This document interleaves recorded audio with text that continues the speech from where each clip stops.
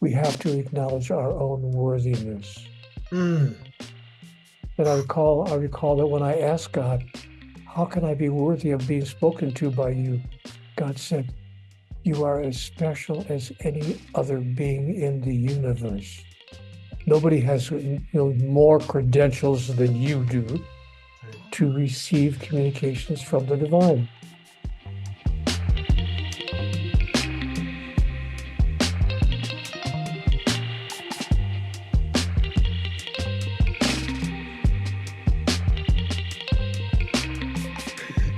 Amen. Uh, Blessings and here we go. Here Welcome, we go. welcome back to It's More Than Black or White.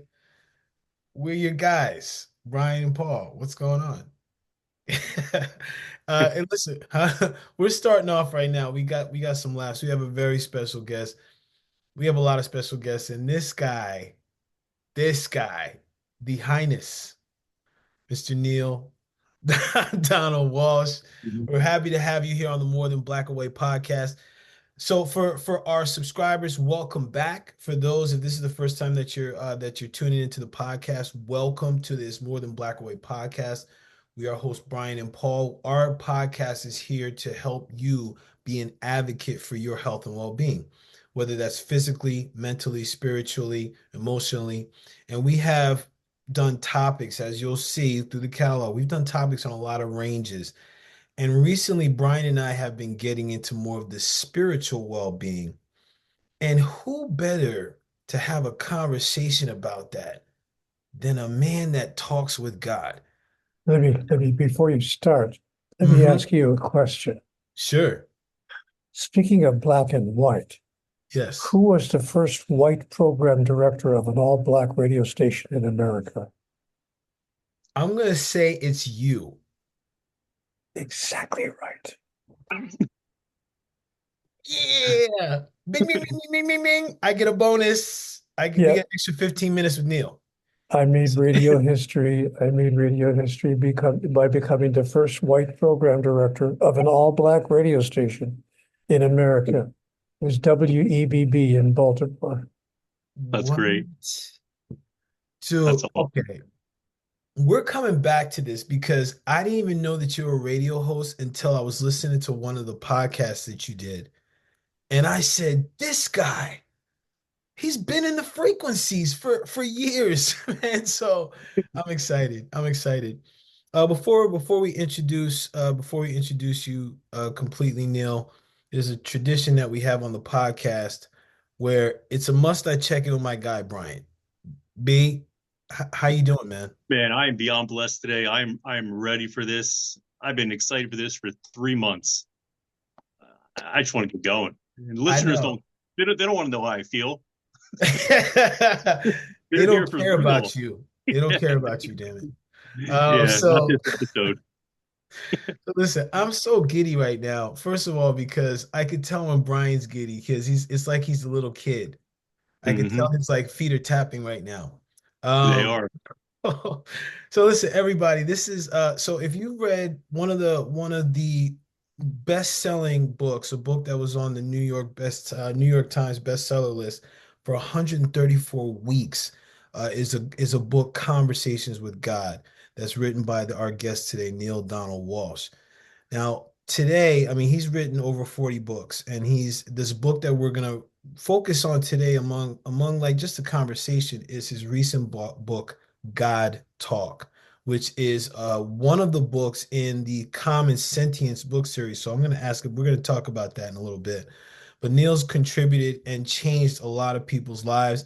Brian's told me about you, Neil, and your work, and now I've dove in and I've read God Talk, and yeah, we have some things. So listen, without any further ado, Neil, welcome to this More Than Black or White Health podcast. Thank you for joining us, man. Thank you, Thank you. man. It's nice to be here. Where are you both? What city are you both in? We're in New Jersey. I'm outside of Bridgewater in Paul I'm in Summit.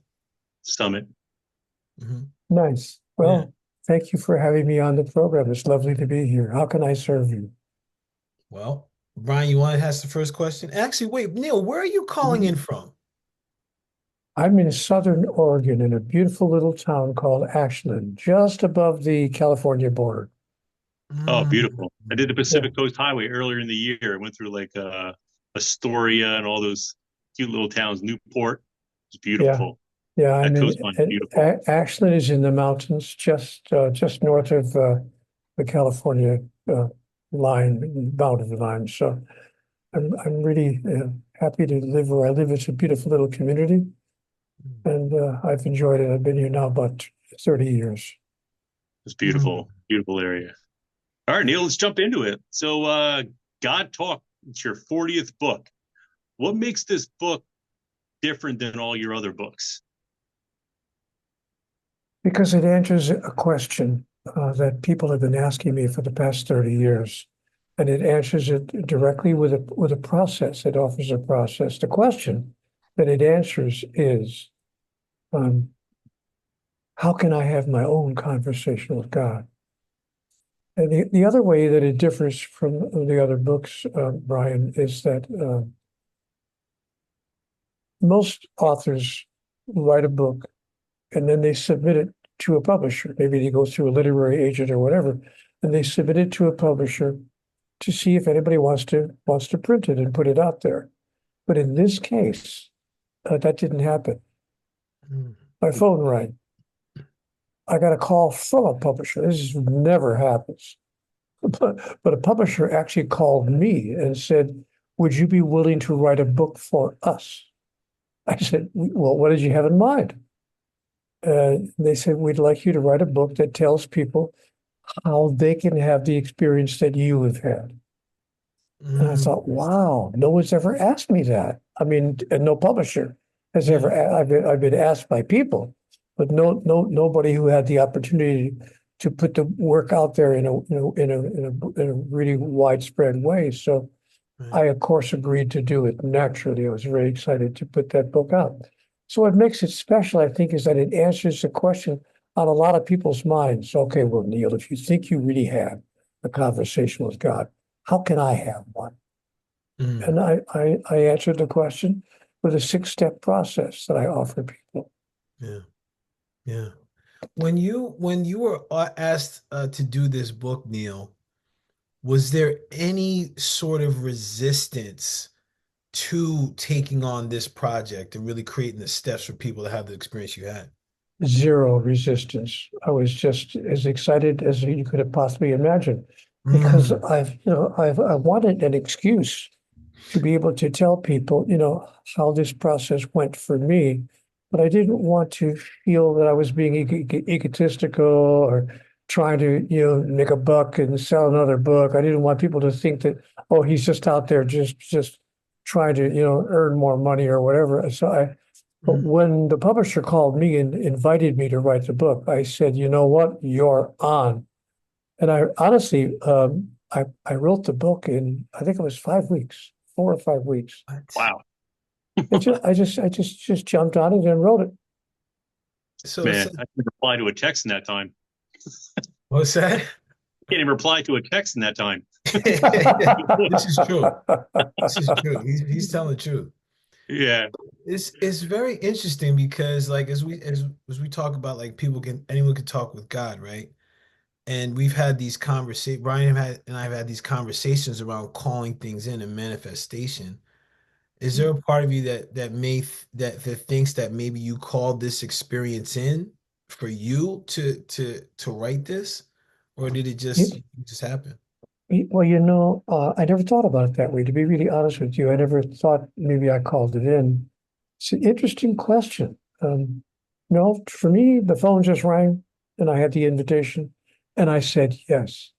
But looking back on it in retrospect, maybe there's a part of me at some metaphysical level that was calling it in because I've had a desire since the publication of the first Conversations with God book to put out information about how everyone can have the experience that I've had. Yeah, So you could be right. I never thought about it in that way, but I may have subconsciously called it in. yeah. It's interesting because your book, man, I mean, personally, Brian has known me for a while. I've been on a journey, a spiritual journey, but I really appreciate how you wrote this book. And because I used to think those voices were crazy. Like I'd be like, what the heck? Like, who the heck is that talking? Shut up. No, I'm not gonna do that. Like, and so the way that you and we're gonna get into the steps, but the way that you wrote it, it's like it takes that for me anyway, I think it takes that crazy sting out of like really and the permission to really hear that voice and see what voice that voice is really saying. And you Good. know what, Paul? God talks to us not only in a voice, but sometimes in a sound. I mean, like music, sometimes in the lyrics of the next song you hear on the radio, Yeah. sometimes in the chance utterance of a couple across the coffee shop, or somebody you just happen to run into on the street that you haven't seen in 4 or 5 years, and he happens to bring a piece of information to you that you've been looking for. So God talks to us in 1,000 ways across a million moments. Driving down the road, and you turn the corner, and there's a billboard with 12 words on the billboard that just happened by coincidence to answer a question that you've been milling about in your mind for the past 2 months. So, and let me give you one striking example. Mhm. Even something as interesting as, you know, how something smells, Yeah. a fragrance.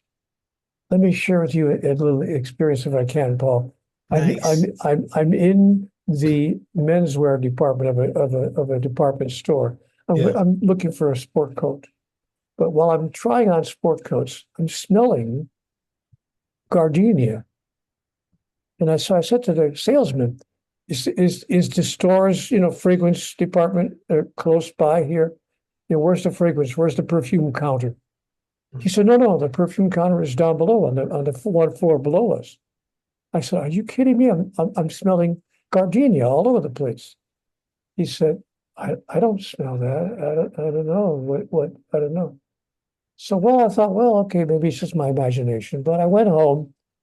I got a nice little sport coat. I'm really glad with what I bought. I went home Nice. and and I thought, wait a minute. Gardenia was my mother's signature fragrance.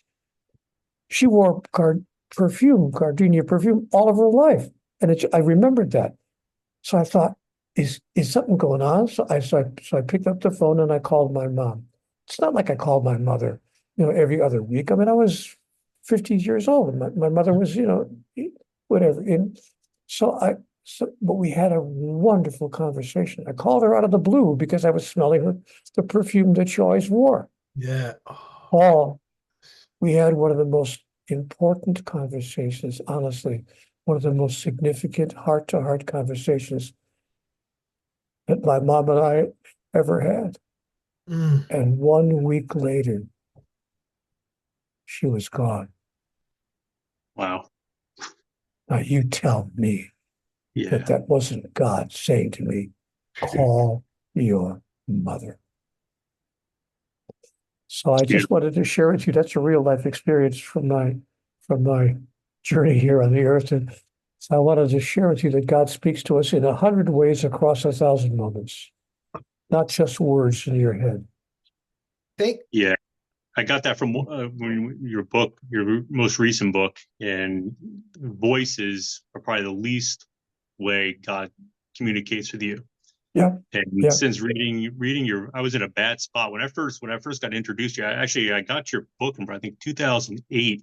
It was sitting on my shelf for about 3 years, and I was going through a really bad time. And I was like, you know what?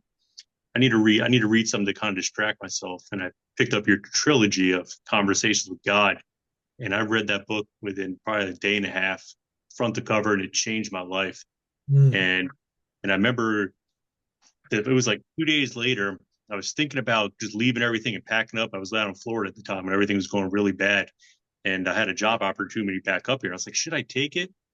And then I turned on the radio in Boston, the music group Boston, More Than a Feeling came on. And I was like, that's it. that's a sign. I'm done. Packed That's my stuff up, got a U-Haul, and drove up. that's exactly what I'm talking about. God Yeah. talks to us in 100 different ways across 1,000 moments. That's exactly what I'm talking about. I mean, if I didn't Nice, read your book, nice I would have probably example. been like over my head and, done Yeah, something else. So yeah. I appreciate that. So that's beautiful. I'm getting chills over here. My heart is fluttering because I'm so appreciative of us of these stories being shared because I judge that majority of people will discount these voices, these things that are coming through. By the way, before I go on, what does that song sound like, Boston? What is it? Hooked on a Feeling. What is More it? than a feeling. More than a feeling? You don't want to hear me sing it. I was trying We'll to get, lose our subscribers and Neil will just jump off the call. damn, Neil, I was trying to get him to sing, man. I was trying to get him to sing. We need subscribers, Brian. No, but, listen, I think it's so since we're talking about songs, I just want to share this other piece too. And my sister, I don't think my sister would mind me sharing this. But when my mom passed, my sister said she heard this song Safe and Sound. And she was like, man, she said, Paul, it was like mom was talking to me. And I was like, she was. And every time when she went a lot of times when she's going through stuff or she just like, she's having a great day, she'll hear the song. And I'm telling you, I'm feeling some sort of way, but like I think it's so important for people to understand, especially with loved ones that have gone from the physical form, is there's a way that, and especially when you talk about that, there's no separateness. We're part of one thing. So even if someone we love is in spirit, there's still ways that they can connect with us. We can connect with God. So I'm curious for you, like in our society, what are the things that you see that could be resistances to people really connecting to that, to talking to God? Well, the huge resistance is that we live in a culture, Paul, that denies the possibility. Mm, That is, the largest number of people would laugh at you if you said, well, God's talking to me.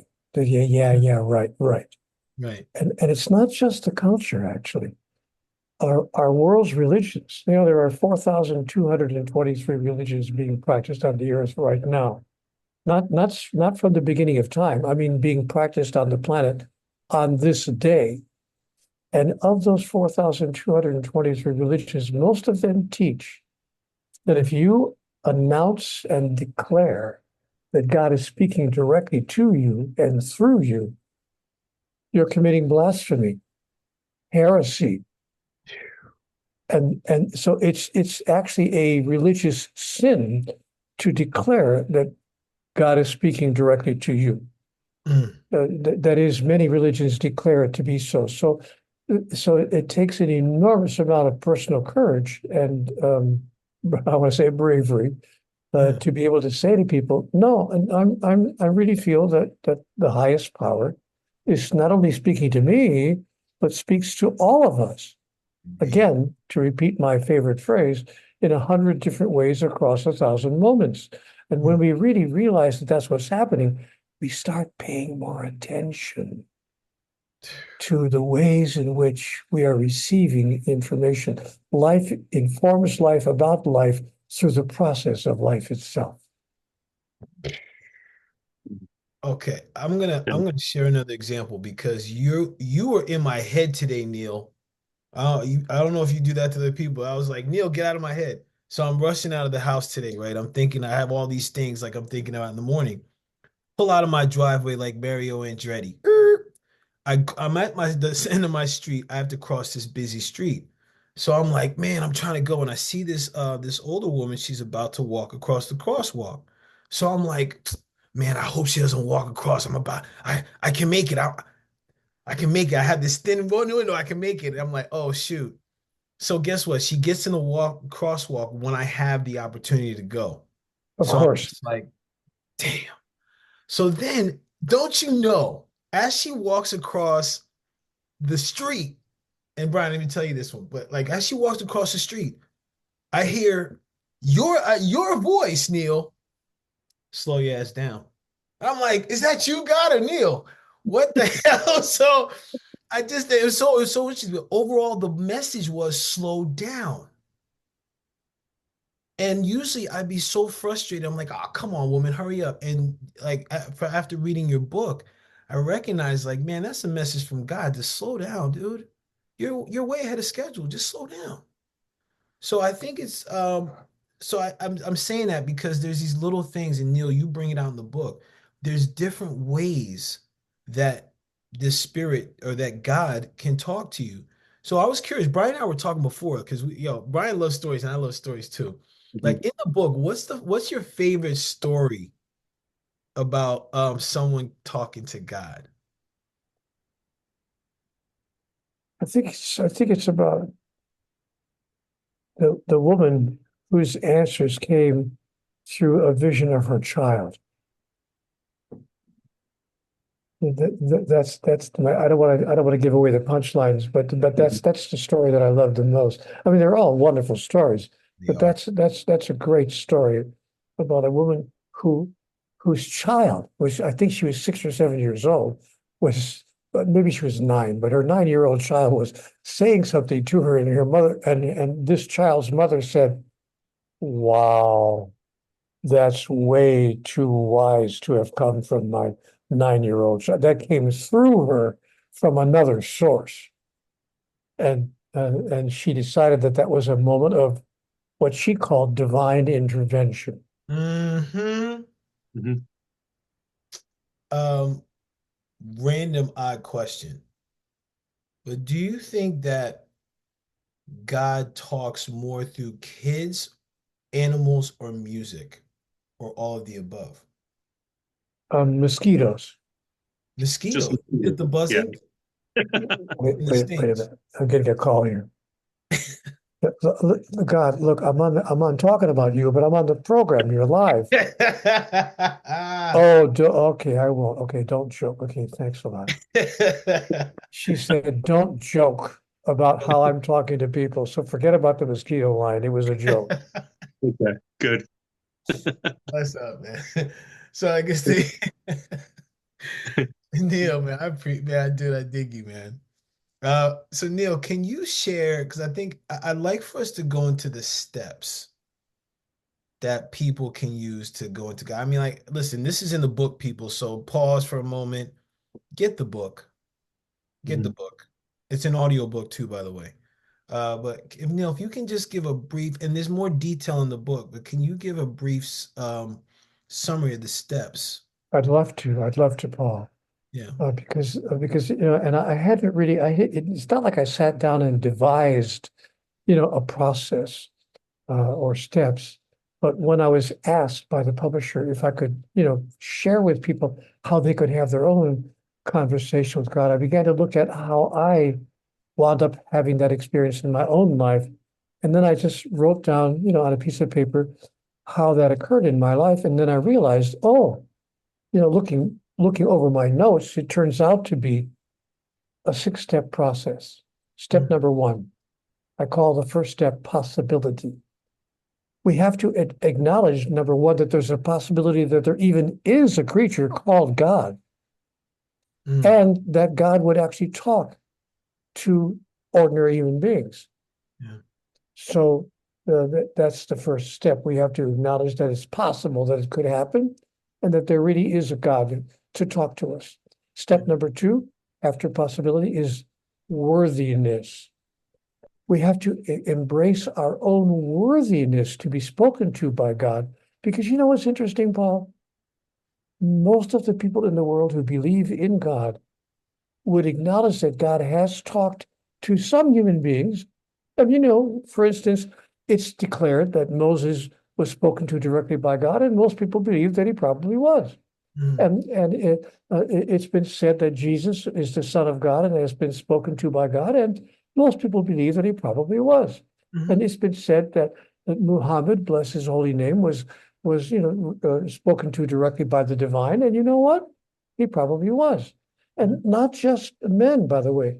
The Mother Mary, Catherine of Genoa, Beatrice of Nazareth, Elizabeth of Hungary, Joan of Arc, many people throughout human history, men and women, have declared that they were inspired or spoken to by God. And you know what?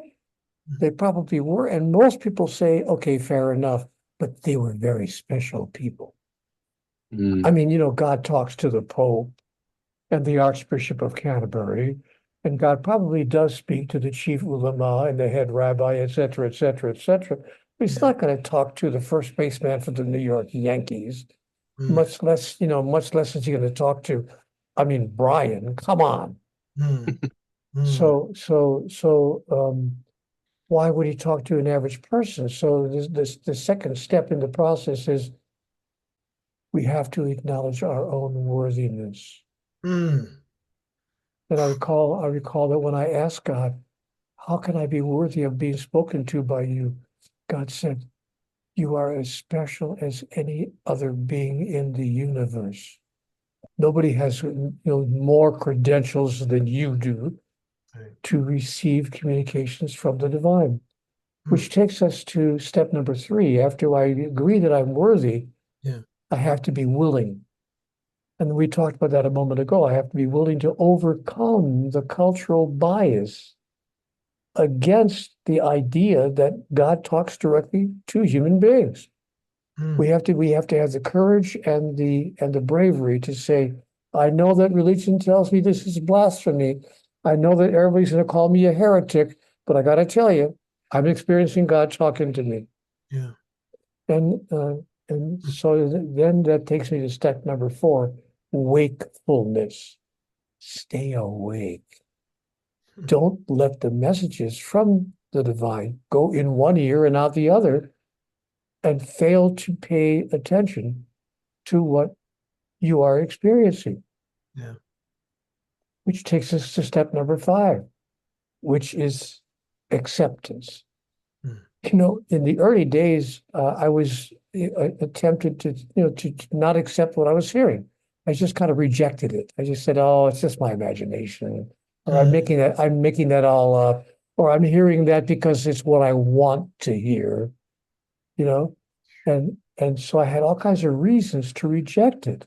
So step number 5 in having your own conversation with God is to step into full acceptance of the messages that you are receiving. Which brings us to the last and 6th step, which is discernment.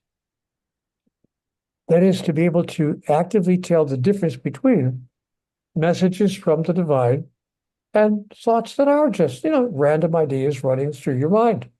Yeah. Or experiences that you're having that are not really communications from God. You reach into you're on your way to your car in the parking lot, and you reach into your pocket to pull out your car keys, and a $10 bill happens to fall out of your pocket and it falls on the ground. It's a sign.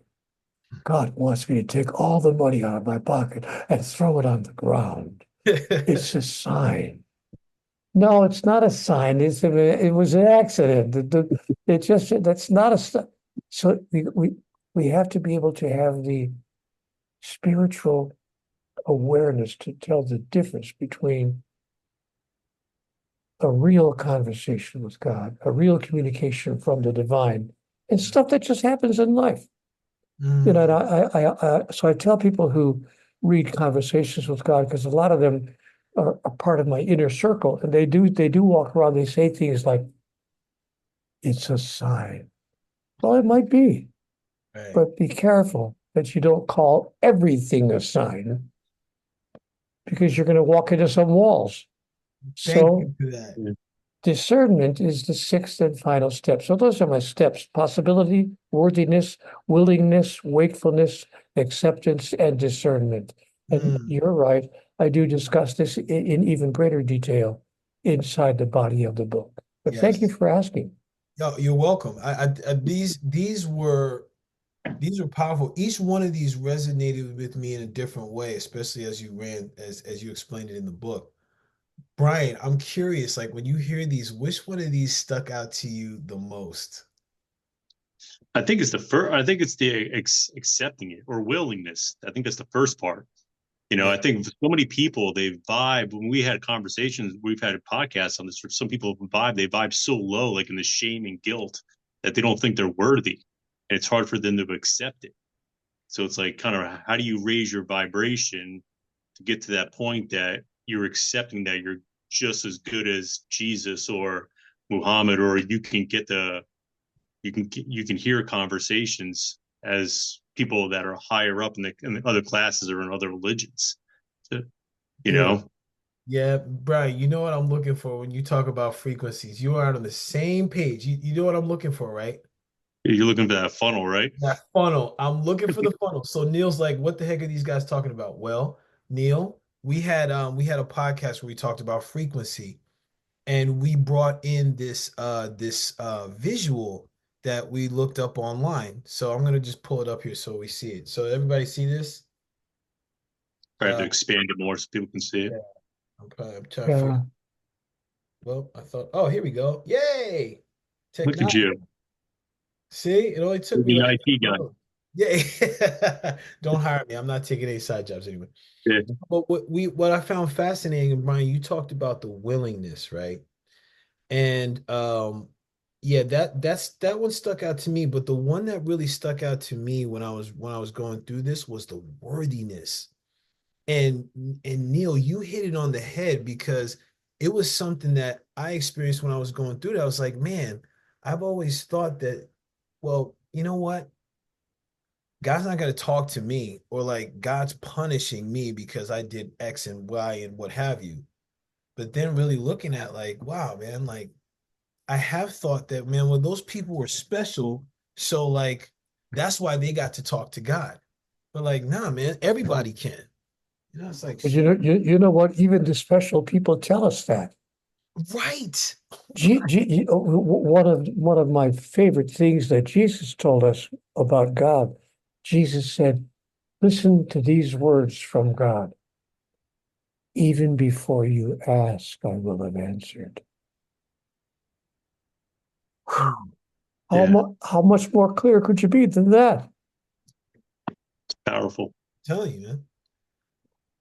Neil, another thing I want to bring up for the audience was I thought was important is the topic of discernment. Again, get the book, read about it there.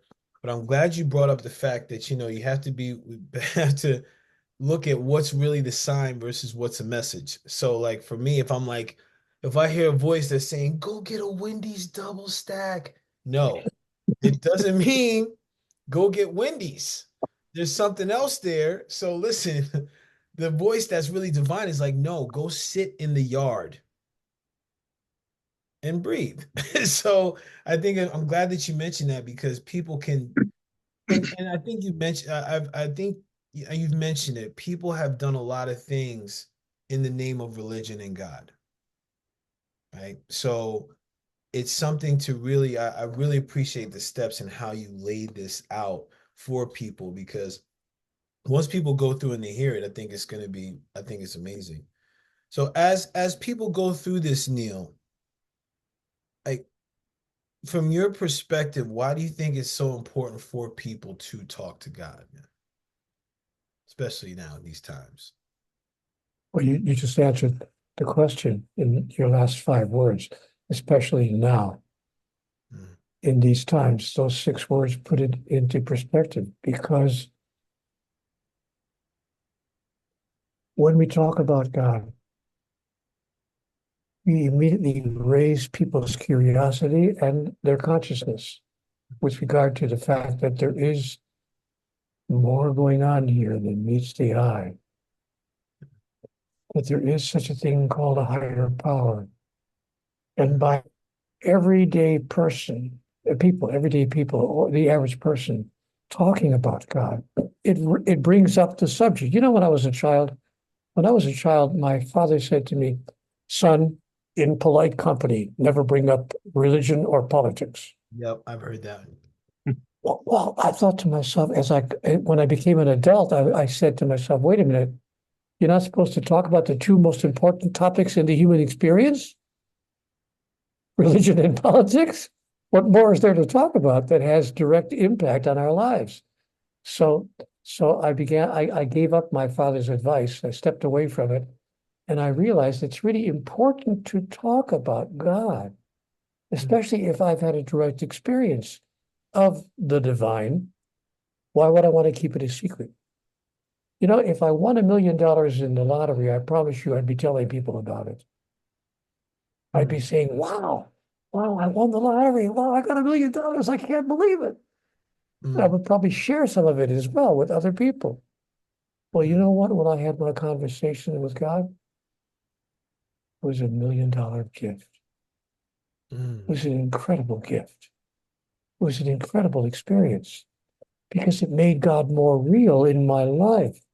But why wouldn't I want to talk about that with everybody whose life I touch?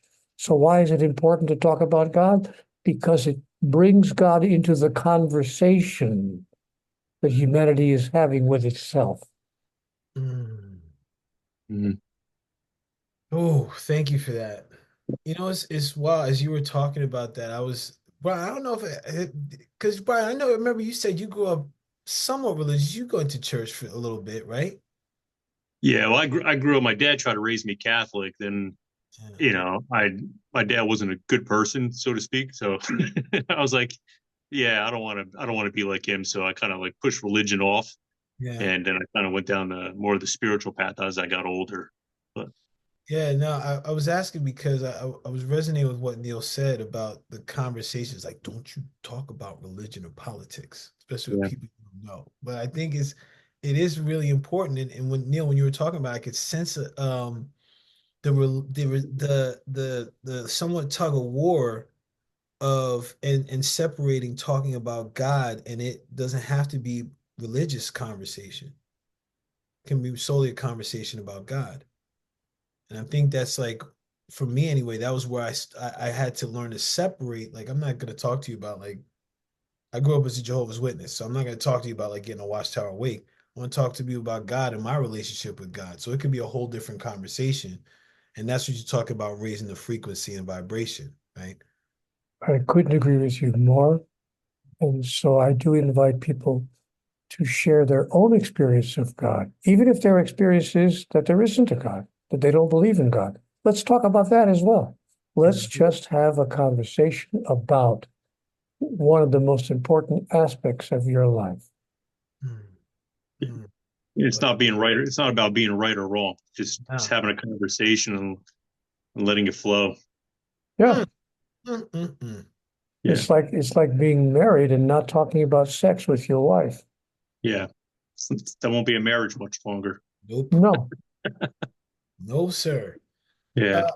So yeah, listen, I wanna switch gears a little bit. Um, the God talk, first when I first saw the book, I saw this common sentience. And then when I looked that up, I saw a series of different books. Like I saw the other one that got my eye was shamanism, and then there was one about ancestors, and there's like different authors.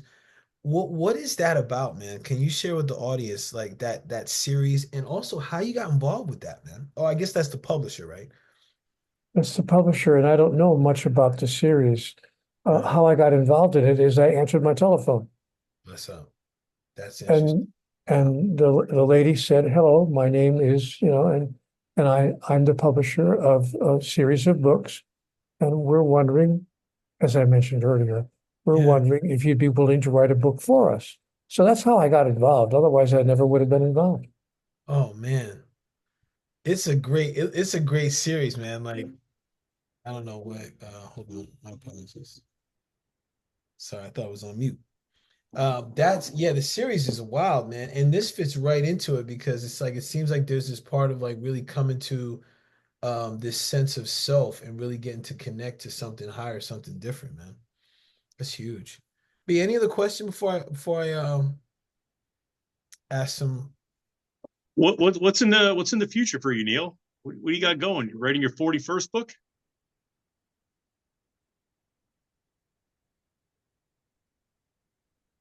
Hmm? Oh, I thought I was on mute. No, I was like, what? Is We would meet you. Just having fun. Just Yeah. having. like Like, did that phone call mess up my sound? What the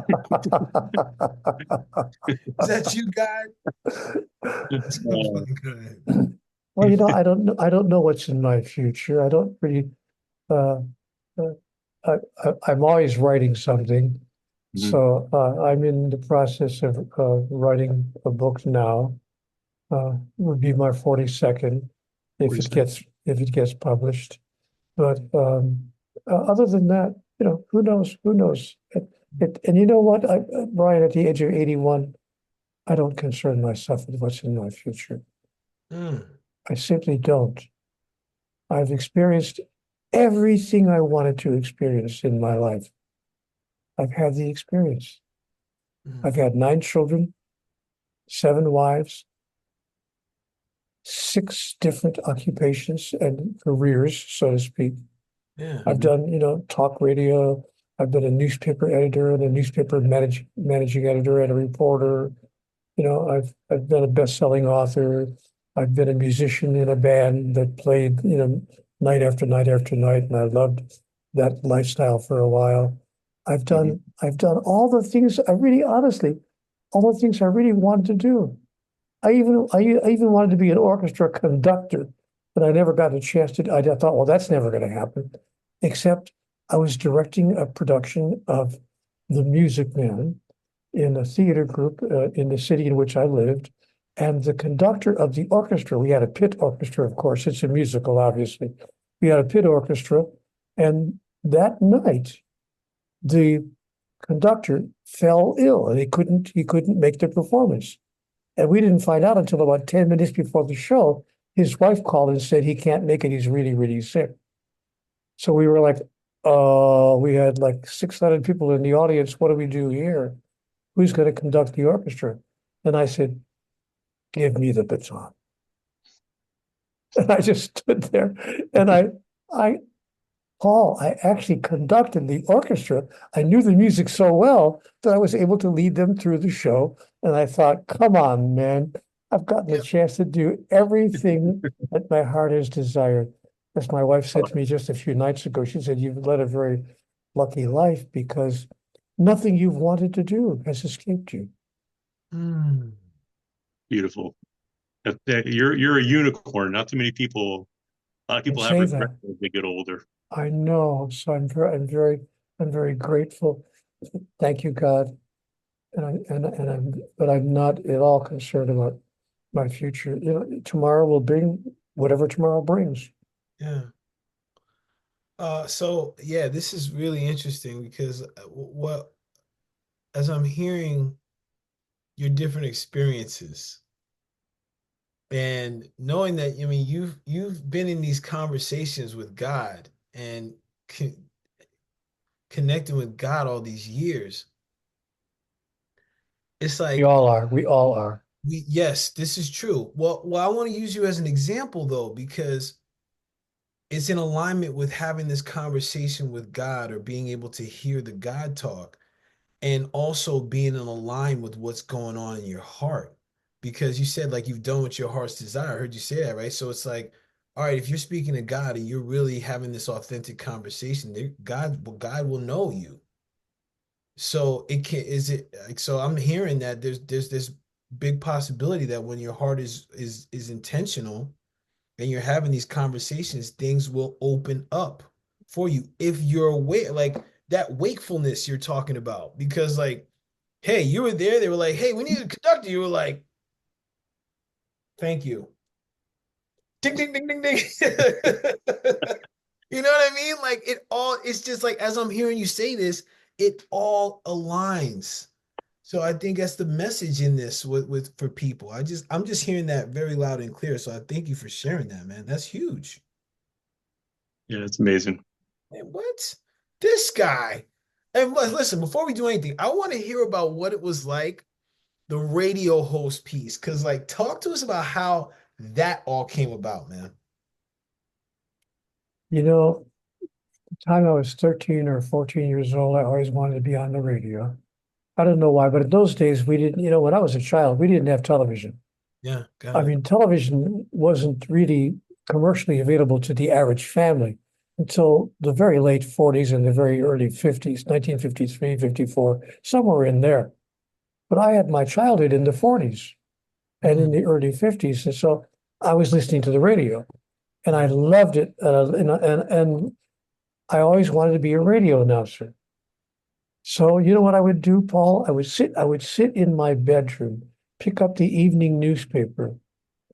My dad, was obviously subscribed to a newspaper. We got the paper delivered at our front door every night. I'd pick up the paper and I would read it out loud in my bedroom as if I was doing a newscast. And I would practice reading it out loud, right? Now I'm 14 years old, then I'm 15, then I'm 16, and I'm doing this virtually every day of my life for 5 or 10 minutes in the evening, reading the paper out loud, pretending to be a radio announcer. Now, on my 19th, in my 19th year, I walked into a radio station. I thought, well, I gotta just try this out. So I walked into a radio station. I said, I applied for a job. And I asked to speak to the general manager. And he was free and he gave me a moment. He said, what can I do for you, son? I said, well, I'd like to apply for a job. He said, why would I want to hire you? You had any experience in broadcasting? I said, no. He said, why would I want to hire you? I said, and I had the nerve to say to the man, you'd want to hire me because I'm better than anybody else you have on the air. And he said, really? You think you are? So he gives me a Yeah, piece of Neale. copy. He gives me a piece of copy. He Yeah, says, read this. And I read the copy right in front of him. Like I'd been on the radio for 10 years because in my bedroom I had you been. have been, right. You got the reps. And he said, you know what? You're not better than anybody we have on the air, but you're pretty good. He said, I'll keep you in mind should we have an opening. And sure enough, talk about these things that happened, within 3 months, they had a guy who was moving on to a bigger station and they had an opening. And he called me and I had a job. So I had a job in broadcasting when I was 19 years old. I mean, I was being paid and I couldn't believe it. I Hey, couldn't even I couldn't even take the check from the guy. He would hand out the checks to his employees once a week, yeah. and I was getting paid. I would sit there and say, 20 after 4 o'clock, 45 degrees outside, KCMX, light 102. And the guy would give me money for that. And he said, you know what? I can't believe. He said, you never even look at me when I give you the check. You always look away. Why? I said, I can't look you in the face and take money for this. That's so wild. It was so that's how I got into broadcasting, and I was on the air at radio stations in the Deep South as well. Yeah. Mm. Interestingly enough, at WORD in Spartanburg, South Carolina, and other radio stations. And then I got hired, as I said, at Web Radio in Baltimore. And so, I spent 17 years on the air Wow. until I wound up being a nationally syndicated radio talk show host on a national syndication called the Talk Radio Network, TRN, Talk Neat. Radio Network, and I was syndicated across the country. But Wow. not as Neale, I should say, you should know, not as Neale Donald Walsch. I had an air name. I had a radio name, which I used from the time I was 19. My radio name, my broadcast name was Bob White. Bob White. Yep. Boy. So I called myself Bob White. That is wild. You got an What did you A. guys talk about? What did you guys talk about What on the was the air? format? Yeah. Oh, on the talk show, everything you Yeah. could imagine, politics, religion, I mean, everything you could possibly imagine, everything people would bring up. But usually the day's news, when you're doing talk radio every day, people would call in to talk about, whatever's in the news that day. Mm. Whatever's going on, they would say, whatever is a political development or whatever it might be, a major accident that occurred in the city or whatever it was, they would call you and ask you about it or what you thought about it. They would share their opinions about it. And then you would have a regular talk on the air. Mm. And so that's what I did. I was a host of a nationally syndicated talk show. That's That's so awesome. That's Yeah, really cool. I had a great time. I really enjoyed it. mm. I know we're coming close to the hour, but Neil, I wanna touch on one thing based on something I heard you say. When you were talking about growing up, you were talking about how much you love the radio, and And I was hearing like it kind of sparked you wanting to do that. But as you look at those times when really there was the radio for entertainment compared to now where there's a plethora of data and things coming at us, what would be your words to help people connect to God despite the information age, man?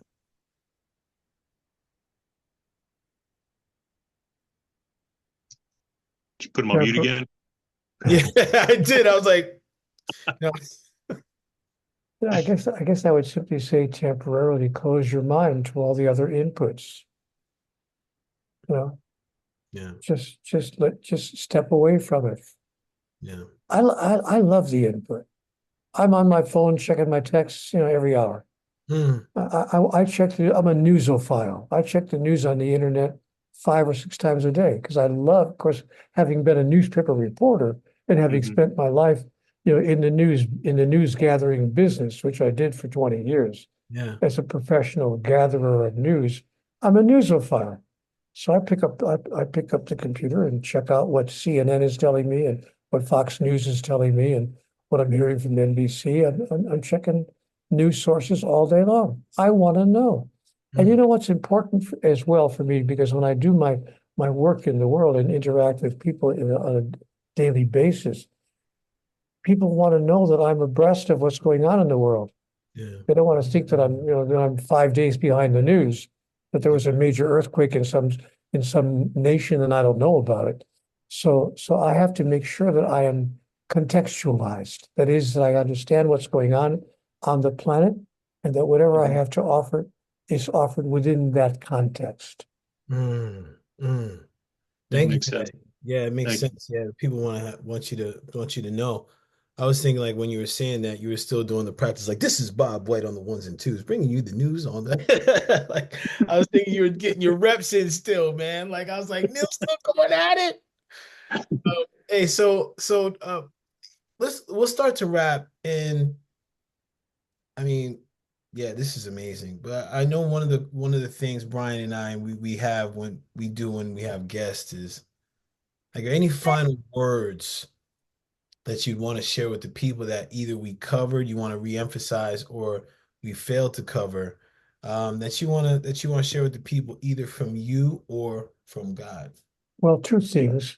Number one, I would share that one of the most meaningful things I ever heard in my conversations with God was when God said to me, Neil, your life is not about you. Your life has nothing to do with you. Your life is about everyone whose life you touch and the Mm, way in which you touch it. But when you understand that and live your life in that way, you will discover that in the universal sense, your life is about you for an elegant reason. There's only one of us in the room. mm, We are all one. There's only one of us in the room. Now, the second thing I would share with you before we say goodbye is God's most important message to the world. I was doing the Today Show a few years ago, and Matt Lauer was interviewing me on NBC, and we had about 8 or 9 minute interview between Matt and myself. But he was kind of sardonic because he didn't quite get that that I had a conversation with God. So he says to me at one point, well, Neil, since you claim to have been speaking with God, would you be willing to share with our audience God's most important message to the world? And it mm. would be helpful if you could put it into one paragraph because we have about 30 seconds left. And I Yeah, right. thought to myself, you stinker, you would wait until you have 30 seconds left in the program to ask me the most important question of all time, just to That's a make me booty look hat move, bad. man. Booty hat move. Not Yeah, good. just to make me look bad. So, but I went into my mind and I thought, okay, God, I got 25 seconds left. What's the most important? And it hit me. And I said, man, I don't need 30 seconds. I can give it to you in five words. So Matt Lauer looks at the television camera and he says to the camera, all right, ladies and gentlemen, from Neale Donald Walsch, the man who claims to be talking to God, God's most important message to the world in 5 words. Neale? And I looked at the camera and I gave the message in 5 words. God's most important message to the world. You've got me all wrong. Mm. Yeah. Mm. And Matt didn't know where to go with that. He said, what am I supposed to say to that? I said, Matt, if it's incorrect, if it's invalid, the conversation's over. But if it is correct, and we do have God got all wrong, the conversation has just begun. And so it is. So it is, bro. Oh my gosh. I love that. You are a gem. You are a gem, man. You are a gem. You are a gift to many. And thank you. Thank you. Thank you. How do people get in contact with you? I know the book is on Amazon, it's all over the place, but how do people, if they want to connect with you, or is it how do they do that? Well, if they want to connect with me, they just go to CWG, which of course stands for Conversations with God, cwgconnect.com. Yes, so And they nice. can find me. I'm there 3 times a day at cwgconnect.com. And so I answer questions that people ask and I respond. And there's a bunch of other resource material there as well. So that's how to stay connected if people choose to. I don't need people to do so, but if it serves them to do so, I'm happy to interact. Mm, mm. Beautiful. I'll put that in the show notes too. Yeah. Any last words, man? I just, man, I don't have any words. I so greatly appreciate you coming on the show and just spreading your knowledge here. Like Paul said, you're a gem, and I'm appreciative. Thank you so much, Neale. You're very welcome, Brian. And let me say that it's not my knowledge that I'm sharing. I don't have any more knowledge than any other person, and in some cases a lot less. All I did was take dictation. But yet, have I shared the messages that I was given to share? Did I take good dictation? Well, having spent 17 years as a newspaper reporter in the print media, I learned how to take copious notes. And so I took good notes when I received the messages that I was given to share. And I've turned around and shared those messages with the world. So it's not my wisdom. I have no wisdom. But do I have messages that I've been given to pass on? Yep. Mm. Beautifully said. I loved it. This guy, you are a This guy. guy. Anytime you want to come, you always got a home over here. Always got a home over here, my guy. That's what's up, man. Blessings. Well, Thank you. Thank you. we Thank can you. do this again. Just call my team and we'll set up another one. We can do this and we can do this again. I would love I that. appreciate Oh that. man, would If love it serves you to do so. it would. Yeah, because I have a feeling we'll have some other thoughts on this and comments, man. So we can have another one based on that and just some other things that maybe we're experiencing. So thank you, Neale. Thank you, Thank you. everyone. Yeah, you listen, you got to the end. So you got the message from God. You got it. 5 words. So bless up. Thank you all for joining. Like, share, subscribe. If you have any questions or comments, please put them in the comments section. And then also we'll put in the show notes how to connect with Neale. Thank you. We appreciate you. We're out of here. Peace.